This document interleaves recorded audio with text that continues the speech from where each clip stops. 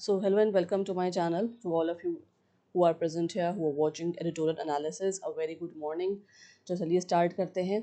तो आज का जो एडिटोरियल मैंने लिया है वो द हिंदू से, वो है creeping risk on industrial accidents and neglect of risk. ठीक है, इसमें हम बात करेंगे इंडस्ट्रियल एक्सीडेंट्स की और रिस्क को नेग्लेक्ट कर दिया जाता है उसके बारे में एडिटर क्या बात कह रहे हैं वो भी हम देखेंगे. चलिए पहले वोकैबुलरी देख लेते हैं. फर्स्ट वर्ड है स्पेट. ठीक है, स्पेट क्या है? नाउन है. क्या मतलब होता है इसका? A series of similar events happening in a short time. ठीक है, घटनाओं की बाढ़ या लगातार श्रृंखला. ऐसी इवेंट्स, ऐसे सीरीज जो शॉर्ट टाइम के अंदर बार बार हो रहे हैं. चलिए सिनोनिम्स देखते हैं. सीरीज, वेव, बर्स्ट, आउटब्रेक और फ्लरी, ये सब क्या हो जाएंगे? इसके सिनोनिम्स है. हिंदी मीनिंग भी आप यहाँ पे देख सकते हैं. ठीक है, ऑपोजिट देखते हैं. स्कार्सिटी, कमी. फ्यू, कुछ. स्टेबिलिटी, स्थिरता. काल्म, शांति. आइसोलेशन, अलगाव. ठीक है, ये सब जो हो जाएंगे इसके ऑपोजिट्स हो जाएंगे किसके? स्पेट के. ये आपको वर्ड याद रखना है. चलिए ट्रिक बताती हूँ मैं आपको उसको याद रखने की. स्पेट को कैसे याद रख सकते हैं आप? Sudden pattern of 1,000 events, many events suddenly occurring. ठीक है, एकदम से बहुत सारा पैटर्न होना. सडन मतलब जल्दी से, एकदम से. किसका पैटर्न होना? किस चीज़ का पैटर्न होना? 1,000 इवेंट्स का मतलब बहुत सारे इवेंट्स जो है एक साथ हो रहे हैं. ठीक है, मैनी इवेंट्स सडनली ऑकरिंग, तो उसको क्या बोलेंगे हम? स्पेट. इस तरह से आप स्पेट वर्ड को याद रख सकते हैं. Second very important word is transient. क्या है ये? एडजेक्टिव है. क्या मतलब होता है ट्रांजिएंट का? Lasting for a short time, कुछ देर के लिए रहने वाला. ठीक है, सिनोनिम क्या है इसका? देखिए, temporary, fleeting, brief, momentary and short lived, ये सब हो जाएंगे इसके सिनोनिम्स. ऑपोजिट देखते हैं. परमानेंट, टेम्पररी का परमानेंट हो जाएगा. Enduring, lasting. ठीक है, स्टेबल और इटर्नल, ये सब हो जाएंगे इसके एंटोनिम्स. नेमोनिक देखते हैं. ट्रांजिएंट को कैसे याद रख सकते हैं आप? ट्रांजिट, ट्रांजिट का मतलब होता है पास ऑन करना ना, पासिंग करना. और एंड, इस तरह से आप इसको टू पार्ट्स में डिवाइड कर लीजिए. Transit plus and. तो ट्रांजिट मतलब पासिंग और एंड मतलब एंडिंग क्विकली. तो इससे क्या बना है? ट्रांजिएंट. ठीक है, lasting for a short time. चलिए मूविंग फॉरवर्ड देखते हैं और कौन सा वर्ड है.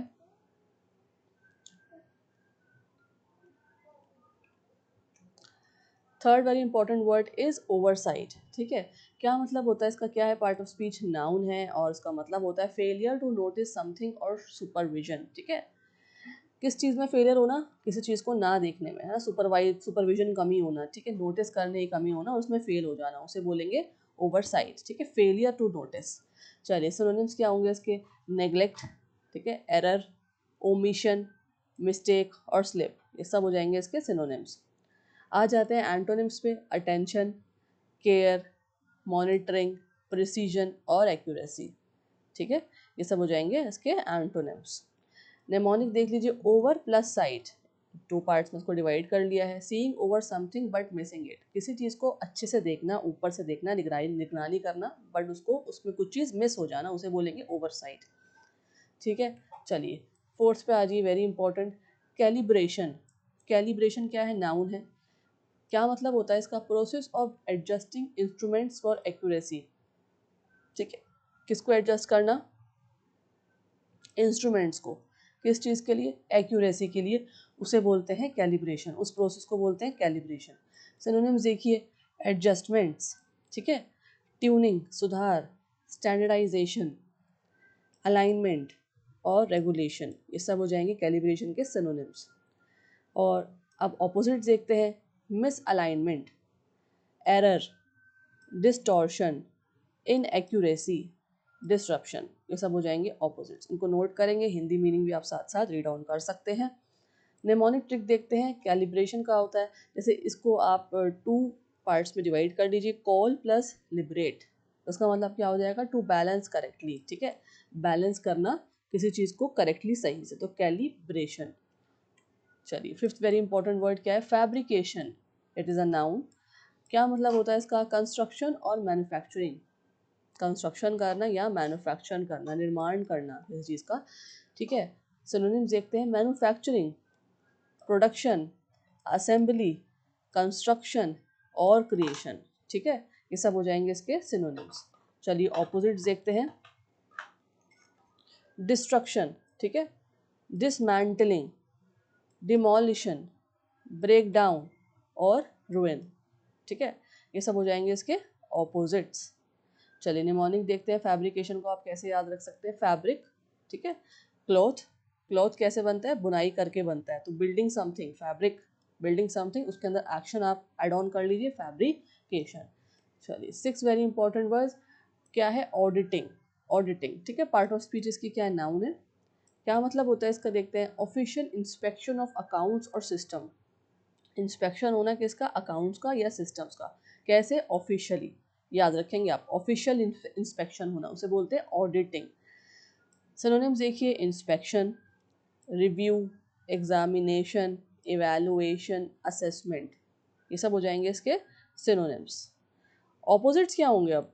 Neglect, ignorance, carelessness, disregard, mismanagement, है ना। सारे अगर आप सिनोनिम्स देखें, इंस्पेक्शन, रिव्यू, एग्जामिनेशन, उसी के ऑपोजिट हो गए सारे।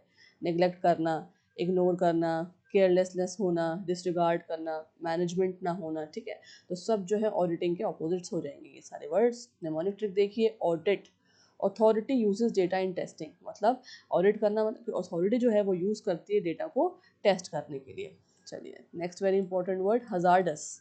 ये क्या है? एडजेक्टिव है, डिस्क्राइबिंग वर्ड है। चलिए देखते हैं क्या मतलब होता है इसका। डेंजरस और रिस्की, खतरनाक या जोखिमपूर्ण, ठीक है, किसका मतलब होता है? हजार्डस का। चलिए सिनोनिम्स देखते हैं।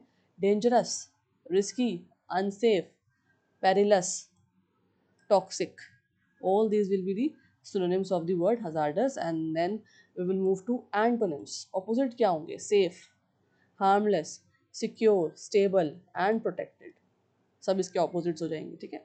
नेमोनिक ट्रिक क्या देखते हैं? हजार्डस को कैसे याद रख सकते हैं आप? हजार्ड प्लस अस, ठीक है।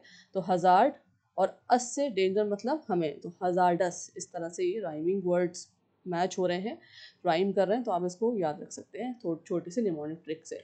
Next very important word is negligence. Negligence क्या है? ये नाउन है। क्या मतलब होता है इसका? Failure to take proper care, लापरवाही। सिनोनिम्स देखें। केयरलेसनेस, नेग्लेक्ट, इनअटेंशन, इररिस्पॉन्सिबिलिटी और स्लैकनेस। स्लैकनेस का मतलब क्या होता है? ढिलाई। ये देखिए आप यहाँ पे हिंदी मीनिंग्स भी इनके साथ साथ रीड ऑन कर सकते हैं। ऑपोजिट्स देखते हैं आप नेग्लिजेंस के। रिस्पॉन्सिबिलिटी, केयर, अटेंशन और डिलीजेंस, कॉशन, सावधानी। निमोनिक देखें। नेग्लिजेंस, नेग्लेक्ट और इंटेलिजेंस। नेग्लेक्ट और इंटेलिजेंस को डिवाइड कर दिया गया है 2 पार्ट्स में, ठीक है, और उससे क्या बन रहा है? नेग्लिजेंस, ठीक है। मिसिंग केयर, मिसिंग केयर, ठीक है, केयर ना होना। चलिए 9th वेरी इंपॉर्टेंट वर्ड, सब कॉन्ट्रैक्टर्स।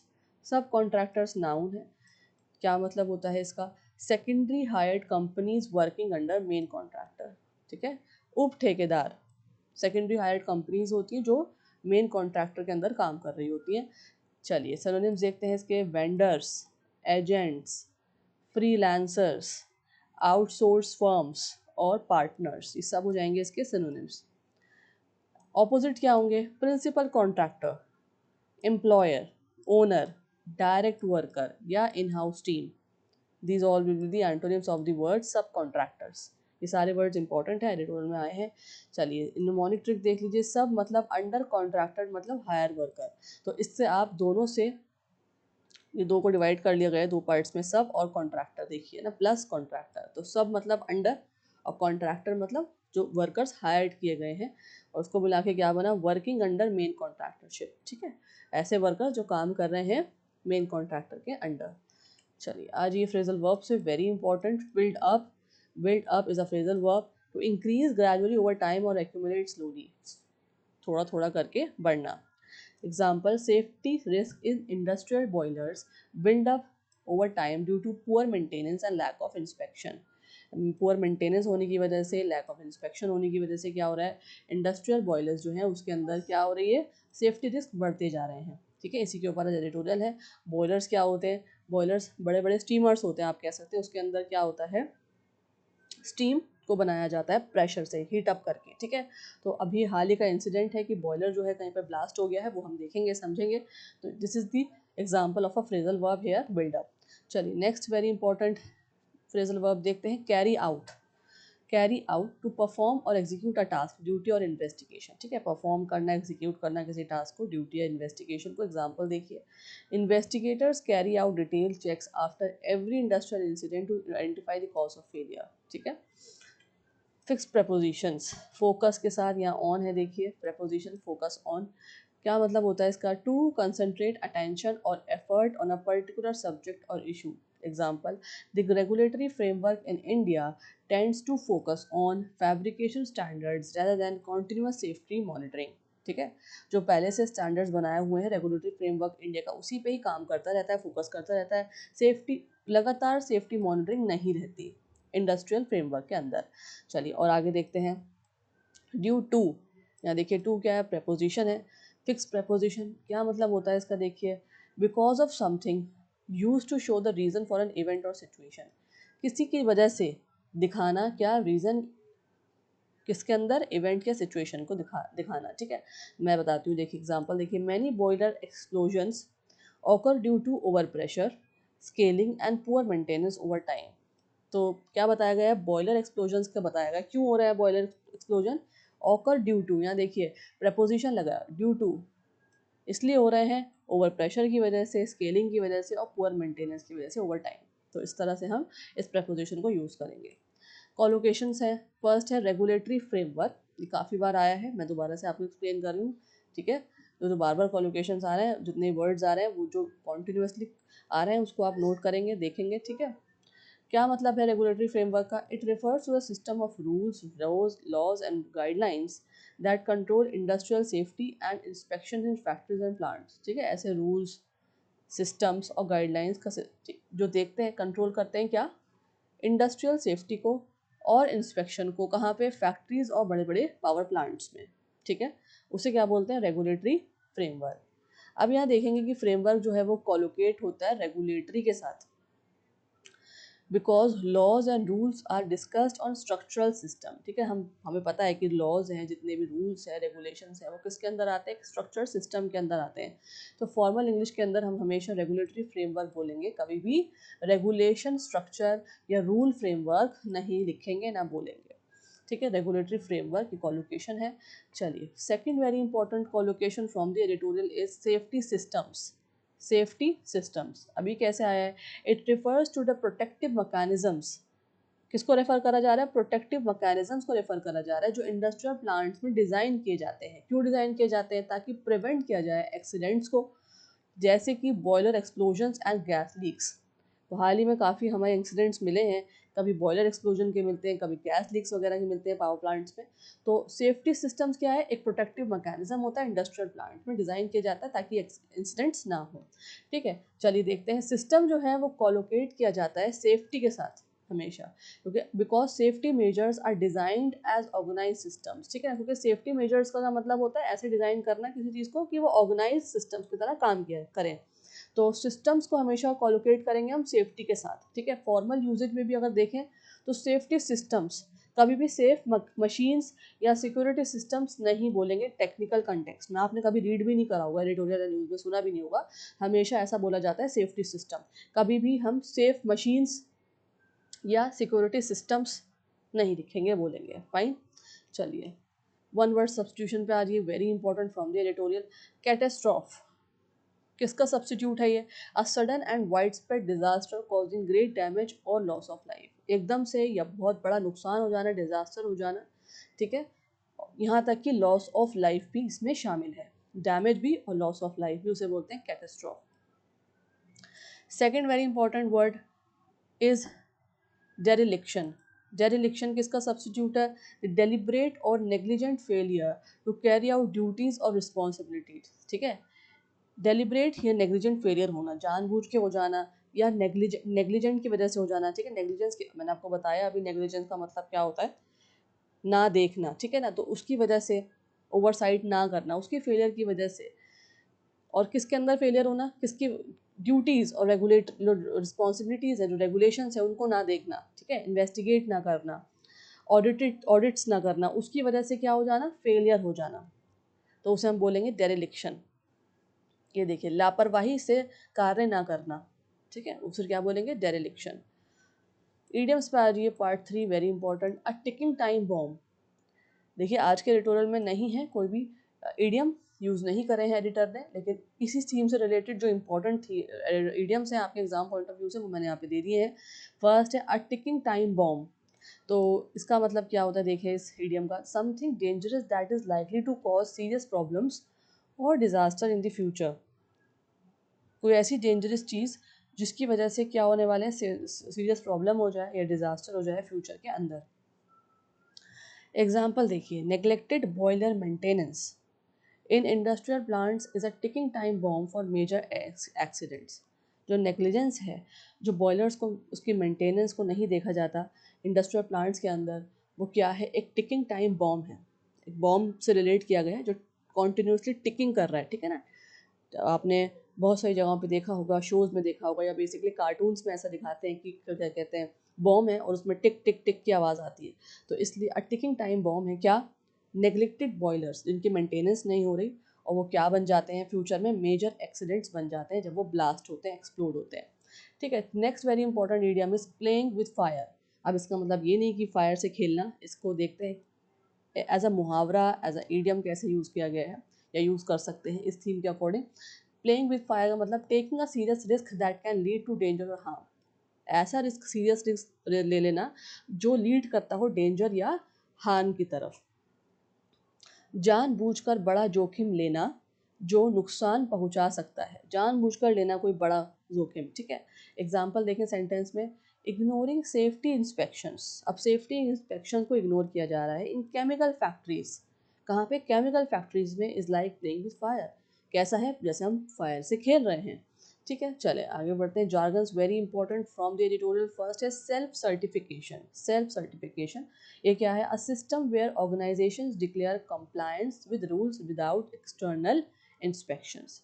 एग्जांपल देखिए, the policy of self certification in industries have reduced direct government inspection in some sectors. ठीक है, तो इंडस्ट्रीज क्या करती हैं, सेल्फ सर्टिफिकेशन ले लेती हैं, जिसकी वजह से जो गवर्नमेंट की इंस्पेक्शन है वो रिड्यूस हो जाती है, डायरेक्ट गवर्नमेंट इंस्पेक्शन नहीं हो रहा कंपनीज में, इंडस्ट्रीज में, जो कि नुकसानदेह है।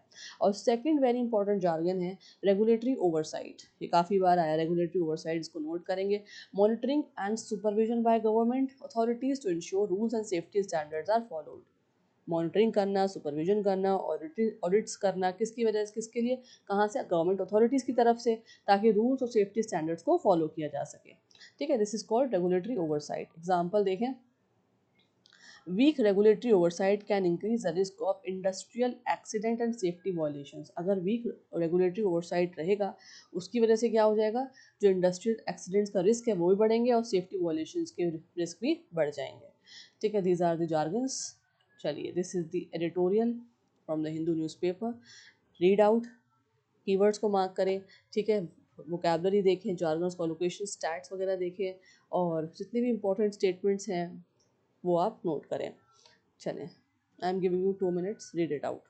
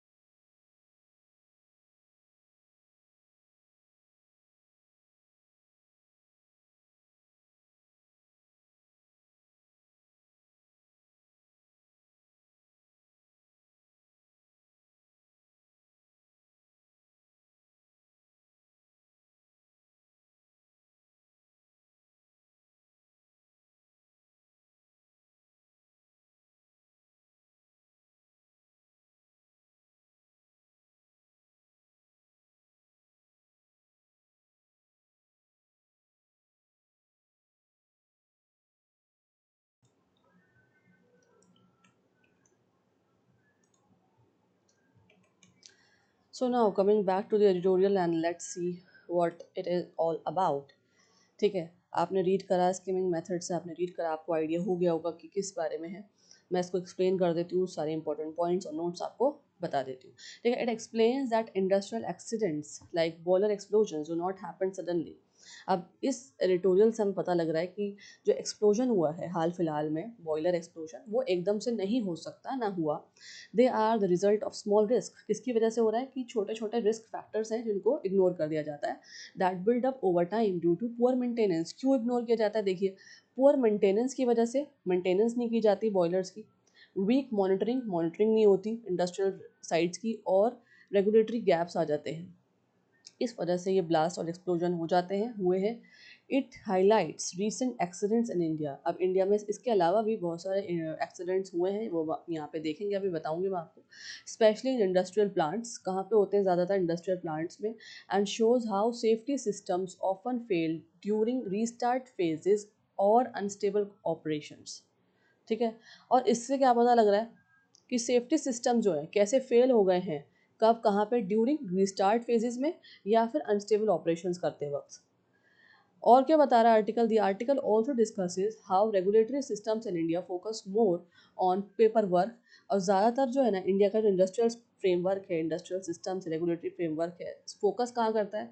पेपर वर्क पे और सर्टिफिकेशंस पे। ठीक है, rather than continuous safety monitoring. Continuous safety monitoring नहीं होती, क्या होता है? सिर्फ पेपर वर्क और सर्टिफिकेशन। ये आप याद रखेंगे, बहुत इंपॉर्टेंट पॉइंट है। ठीक है, workers specially contract and migrant labourers, जितने भी कॉन्ट्रैक्ट लेबरर्स होते हैं, माइग्रेंट लेबरर्स होते हैं, वर्कर्स होते हैं, are the most affected due to poor safety training. और उनको ट्रेनिंग भी प्रॉपर तरीके से दे नहीं जाती, तो इसलिए मोस्ट इफेक्टेड होते हैं। ठीक है, lack of language support, language support भी नहीं मिलता, क्योंकि हो सकता है डिफरेंट स्टेट से भी आते हैं काम करने के लिए, है ना, माइग्रेंट वर्कर्स होते हैं।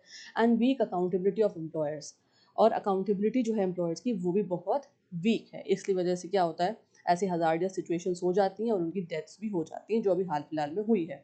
चलिए अब आते हैं डिटेल्स, देखते हैं एडिटोरियल किसकी बात की जा रही है। एडिटोरियल में सबसे पहले जो बात है, शक्ति छत्तीसगढ़ बॉयलर एक्सप्लोजन जो अभी हुआ है हाल फिलहाल में। ठीक है, कितनी डेथ्स हो गई हैं? 20 पीपल मर चुके हैं, डेथ हो गए, उनकी डेथ हो गई है।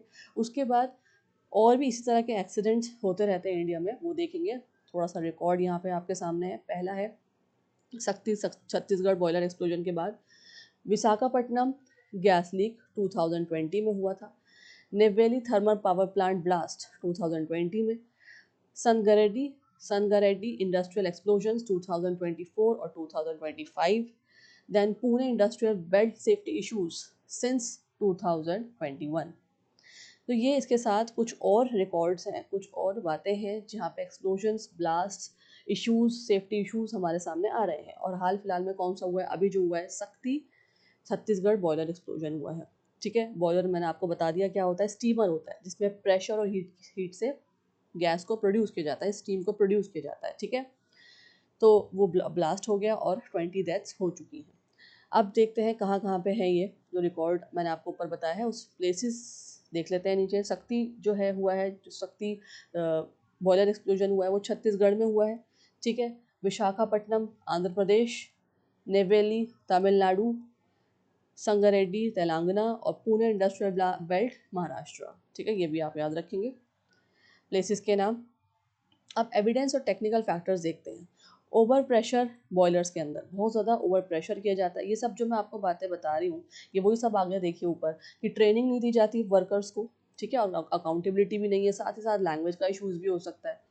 और इसके अलावा क्या है, मेंटेनेंस भी करना ज़रूरी होता है ना, सारे जितनी भी मशीन्स हम यूज़ कर रहे हैं। तो टेक्निकल फैक्टर्स यहाँ पे बताए जा रहे हैं। फर्स्ट जो है वो है ओवर प्रेशर बॉयलर्स के अंदर, और scaling and mismanage water levels. Water levels जितना उसमें डालना है उतना नहीं डाला जा रहा, मिसमैनेज करा जा रहा है या स्केलिंग हो रही है।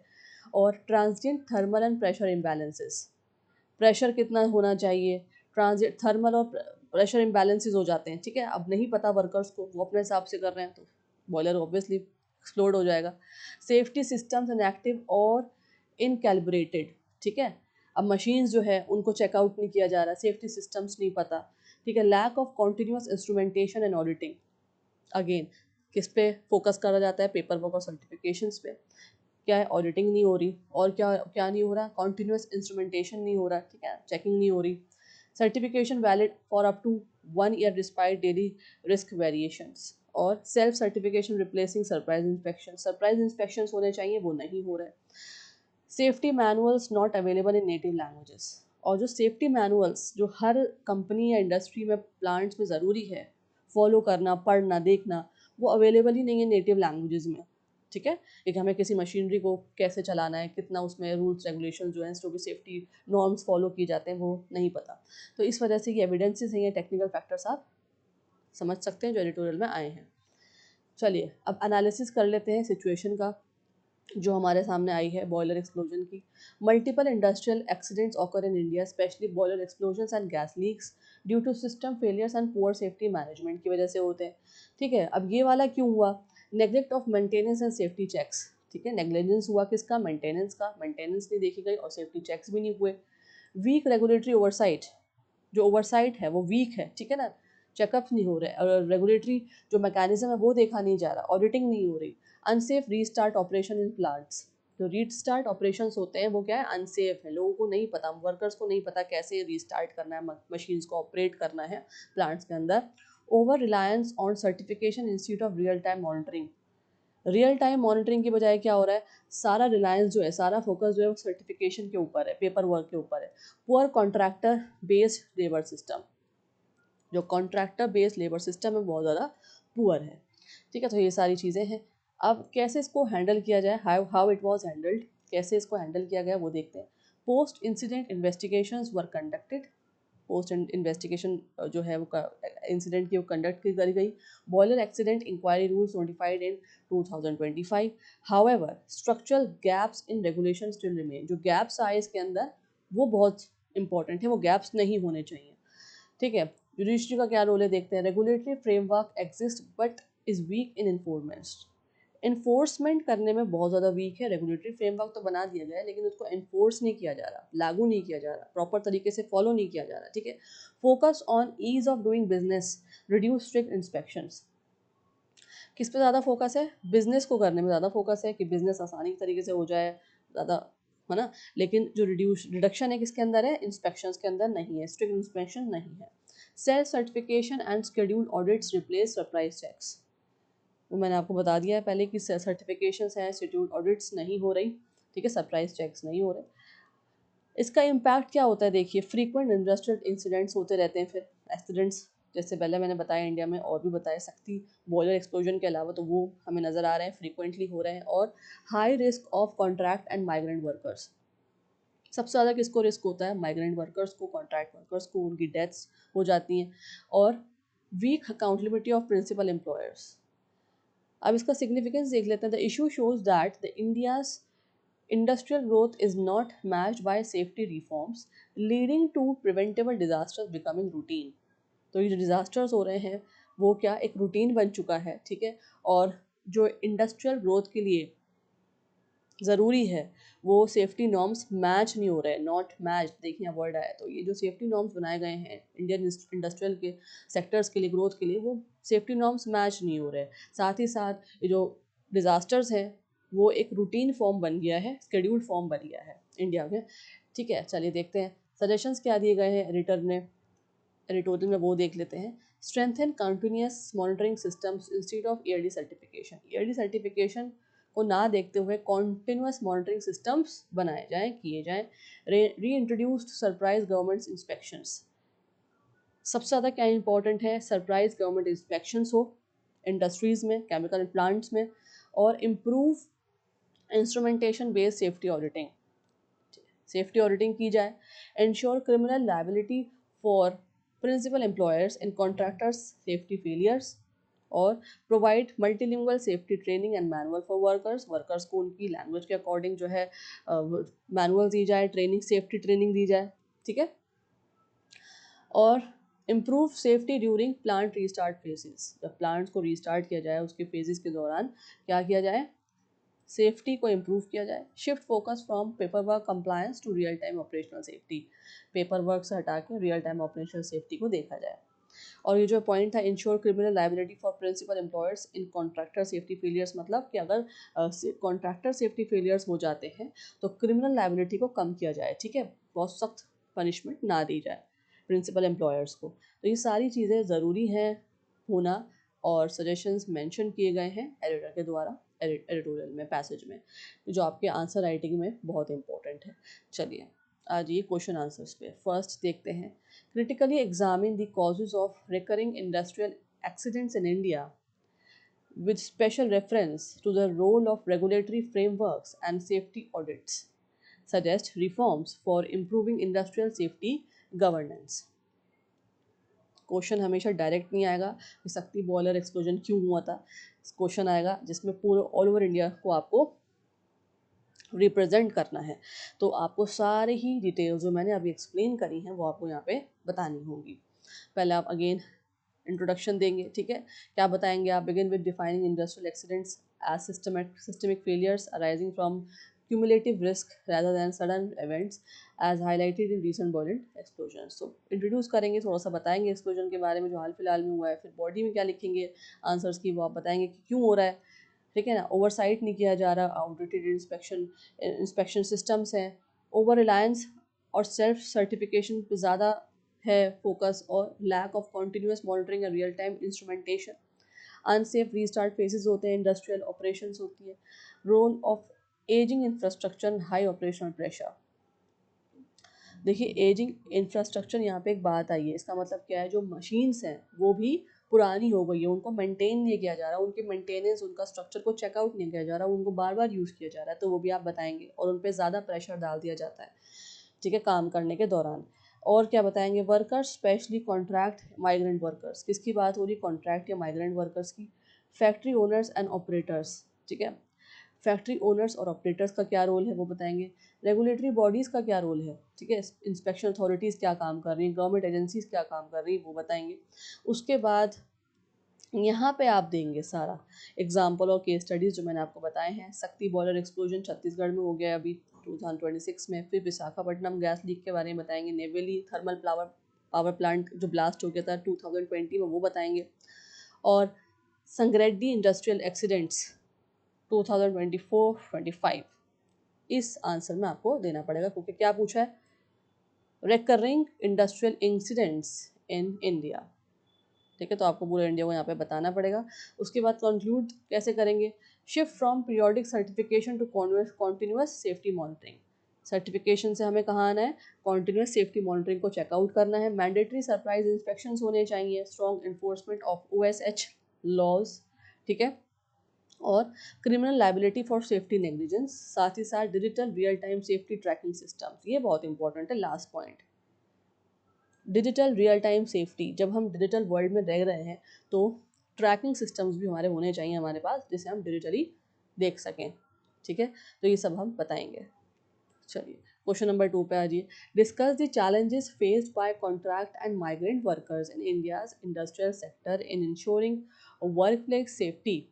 वर्क प्लेस सेफ्टी क्या प्रोवाइड कर रहे हैं, ठीक है, किसको? कॉन्ट्रैक्ट और माइग्रेंट वर्कर्स को इंडिया में इंडस्ट्रियल सेक्टर्स। इवैल्यूएट करें the role of governance and legal frameworks in addressing these challenges. इनका क्या रोल है, गवर्नमेंट का क्या रोल है, लीगल फ्रेमवर्क्स क्या रोल है, किस तरह से एड्रेस किया जा सकता है इन चैलेंजेस को। आइए देखते हैं। सबसे पहले आप स्टार्ट करेंगे with highlighting how industrial growth in India increasing depend on contract and migrant labours who face disproportionate safety risk. क्या बताएंगे? आपकी जो इंडस्ट्रियल ग्रोथ हो रही है इंडिया के अंदर, वो पूरी तरह डिपेंडेंट है, किस पे डिपेंडेंट है, और बढ़ती जा रही है इनफैक्ट डिपेंडेंस किस पे? कॉन्ट्रैक्ट लेबर्स पे या माइग्रेंट लेबर्स पे, जिनके साथ क्या होता है, वो डिसप्रपोर्शनेटली सेफ्टी रिस्क उनके साथ हो जाते हैं। जैसे मैं आपको बताया कि डेथ्स वगैरह हो जाती हैं, बहुत बड़ी डिजास्ट्रस सिचुएशंस उनके साथ हो जाती हैं। अब ये देखते हैं बॉडी में क्या लिखेंगे। Lack of safety training and awareness among workers, ये नहीं दिया जाता, उनको ट्रेनिंग नहीं दी जाती, अवेयरनेस उनके अंदर नहीं बताई जाती। Language barriers in safety manuals and signage, language का इशू है। Absence of direct accountability of principal employers, ठीक है, अकाउंटेबिलिटी नहीं है, डायरेक्ट अकाउंटेबिलिटी नहीं होती। Weak implementation of OSHW code 2020, ये बहुत कम है। वीक क्या है इसका? इम्प्लीमेंटेशन है इस कोड का, OSH डब्ल्यू कोड 2020 का, आउटसोर्सिंग ऑफ रिस्पॉन्सिबिलिटी टू सब कॉन्ट्रैक्टर्स। ठीक है, और क्या है, सारी जो रिस्पॉन्सिबिलिटी है किस पे दे दी गई है, सब कॉन्ट्रैक्टर्स पे दे दी जाती है। स्टेक होल्डर्स के बारे में बताएंगे, माइग्रेंट वर्कर्स और कॉन्ट्रैक्ट लेबर्स के बारे में बताएंगे, प्रिंसिपल एम्प्लॉयर्स एंड कॉन्ट्रैक्टर्स का क्या रोल है, गवर्नमेंट इन्फॉर्मेंट एजेंसीज क्या कर रही हैं, लोकल इंडस्ट्रियल कम्युनिटीज़। ठीक है, फिर अब एग्जांपल्स दे देंगे अगेन किस तरह से जो है वो काम कर रहे हैं माइग्रेंट वर्कर्स और लेबर्स जो हैं। अब जैसे यहाँ पे workers in Pune industrial belt since 2021 अब क्या है, अनअवेयर हैं ऑफ केमिकल हजार्ड्स, उन्हें नहीं पता कि केमिकल हजार्ड्स क्या होते हैं, किस क्या क्या प्रॉब्लम्स आ सकती हैं, लेकिन वो काम कर रहे हैं। ठीक है, और दूसरे भी एक्सीडेंट्स आप बता सकते हैं। उसके बाद आप कंक्लूड करेंगे, make principal employers legally accountable for contractor safety और multilingual safety training and hazards communication, उनको पता होना चाहिए, नुकसानात, रिस्क, हजार्ड सब पता होना चाहिए, हार्म्स वगैरह, और stronger enforcement of labour safety codes and stronger enforcement हो किसका, लेबर सेफ्टी कोड्स का। अभी कोड जो है OSHW कोड, ये है तो सही, लेकिन इसका क्या है, वीक इम्प्लीमेंटेशन है, प्रॉपर तरीके से इम्प्लीमेंट नहीं किया जा रहा। तो स्ट्रॉन्गर इन्फोर्समेंट हो, साथ ही साथ worker safety audits and mandatory certification trainings भी हों।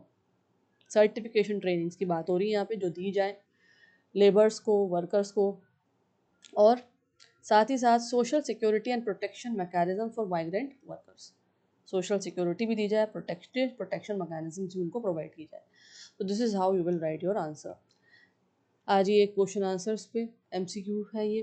Based on the ideas express in the passage, which of the following best reflects the most logical inference about industrial accidents in India? Read the options and answer me.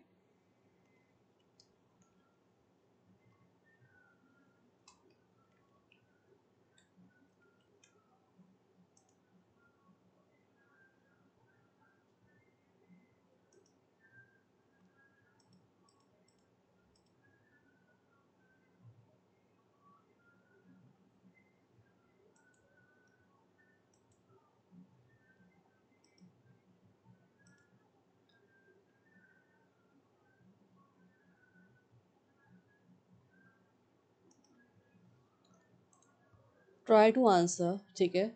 Read the question properly, read the options again. उसके बाद आप answer करें ताकि आपकी जो RC की practice है वो आपकी हो जाए। ठीक है,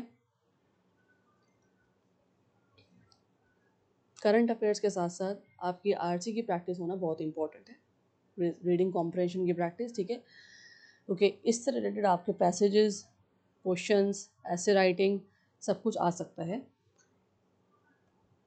क्या होगा इसका आंसर, आंसर इज C। ठीक है, option number C is correct.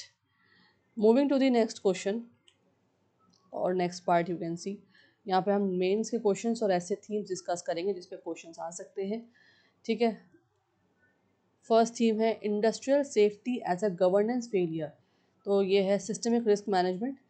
कहाँ पे, GS3 disaster management, infrastructure, industry, या ऐसे पेपर में क्वेश्चन देखिए। Industrial disasters in India are less about accidents and more about systemic governance failure. Critically examine करें, या फिर discuss the effectiveness of India's industrial safety regulatory framework in preventing large scale accidents. ठीक है, theme 2 देखें, regulatory oversight versus ease of doing business dilemma. यहाँ पे देखिए, doing ease of doing business dilemma, दोनों को वर्सेस में रखा गया है, कंट्रास्ट किया गया है। देखिए किस में आ सकता है, GS2 governance, GS3 economic development regulation, या ऐसे पेपर में कैसे क्वेश्चन आएंगे। देखिए, examine the tension between promoting ease of doing business and ensuring strict regulatory oversight in industrial safety, या फिर has this shift towards self certification weakened India safety governance system analyse. जो ये shift आ गया है कि self certification का जो process है उसने वीक कर दिया है क्या इंडिया का सेफ्टी गवर्नेंस सिस्टम, उसको आप एनालाइज करेंगे। ठीक है, थीम 3 देखिए, labour vulnerability in industrialisation, contract and migrant workers. कहाँ पे, GS1 society, GS2 governance, labour and labour welfare, या फिर ऐसे पेपर में देखिए कैसे क्वेश्चन आ सकते हैं। फर्स्ट क्वेश्चन है, contract and migrant workers remain the most vulnerable stakeholders in India's industrial growth story. Discuss with suitable examples, आपको डिस्कस करना है तो आप सब कुछ यही बताएंगे, डिस्कस करेंगे। और दूसरा क्वेश्चन क्या आ सकता है, evaluate the effectiveness of labour codes. ये बहुत इंपॉर्टेंट है, आपको बताने हैं, इवेलुएट करना है कितना इफेक्टिवनेस है लेबर कोड्स का in ensuring work place safety and accountability in India industrial sector.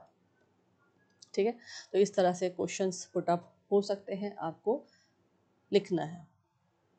चलिए आज ये प्रीलिम्स के एमसीक्यूज पे फर्स्ट क्वेश्चन आपके सामने, consider the following statements regarding the industrial safety regulation, these are the statements, आपको मुझे बताना है कितने इसमें से करेक्ट है, and these are the options, read the options, read the statements and answer मी।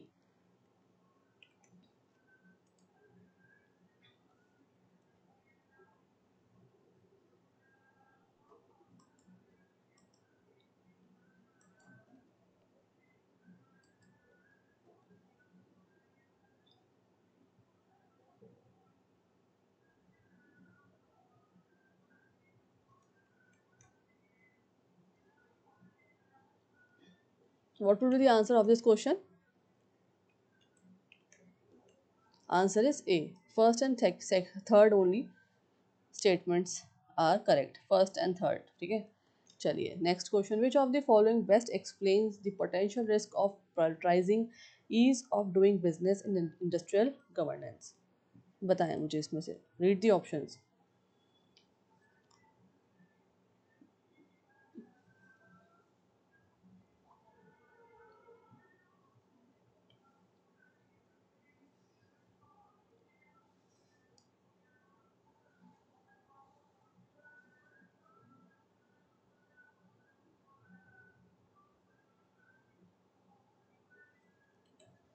क्या होगा इसका answer? B, it may reduce compliance burden but can weaken enforcement intensity if not balanced with oversight. ठीक है, चलिए question number 3, which of the following measures is least effective in preventing industrial accidents caused by cumulative risk buildup? A, B, C और D, बताएं मुझे। Least effective बताना है आपको, least effective in building industrial accidents, read the options.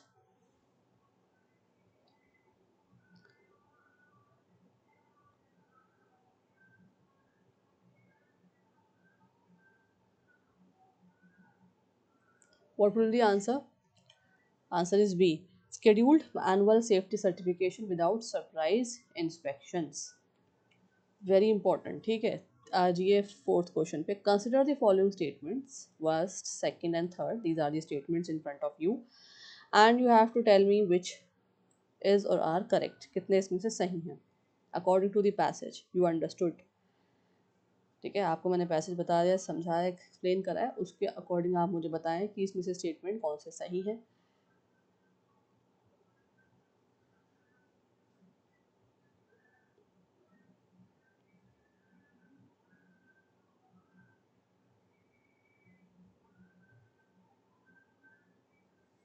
क्या होगा इसका answer? A, first and second only, सिर्फ फर्स्ट स्टेटमेंट और सेकंड स्टेटमेंट सही है। Next, in the context of industrial systems transient operational instability refers to, यहाँ पे context में इंडस्ट्रियल सिस्टम के ट्रांजिएंट ऑपरेशनल इंस्टेबिलिटी किससे रेफर किया जा रहा है? इसको ट्रांजिएंट का मतलब मैंने आपको समझाया था, वोकैबुलरी में मैंने आपको वर्ड कराया था, बताएं ए, बी, सी या D.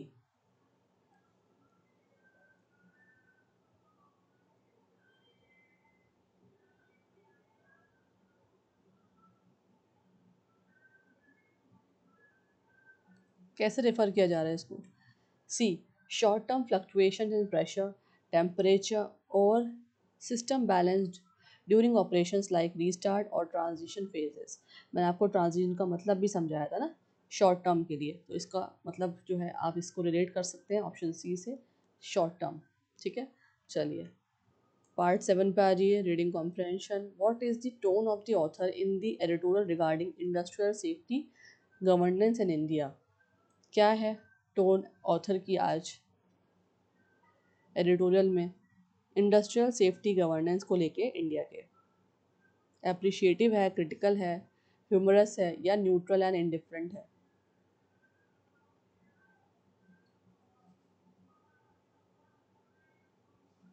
What will the answer? Critical. ठीक है, क्रिटिकल टोन है आज ऑथर की। Now question number second, according to the editorial which of the following statement is correct? Read करें, मुझे बताएं कौन सा जो स्टेटमेंट है आपके अकॉर्डिंग सही है।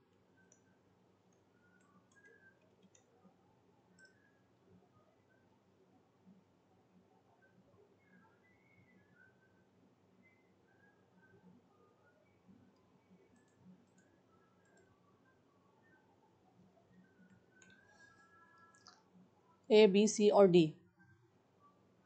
Answer me, I want your answers, I want your interactions.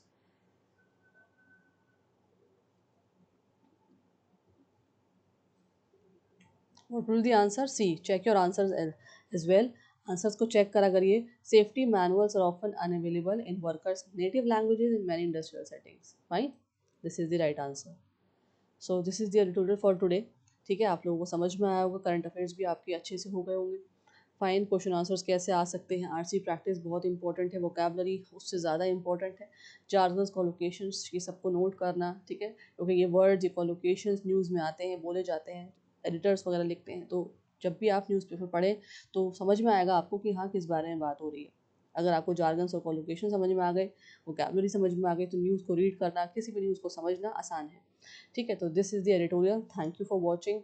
Feedbacks दीजिए प्लीज़, सब्सक्राइब करना ना भूलिएगा जितने भी नए लोग मुझे देख रहे हैं, बेल बटन को प्रेस कर दीजिएगा, शेयर करें, लाइक करें। मैं मिलूँगी आपसे नेक्स्ट वीडियो में। जय हिंद, जय भारत।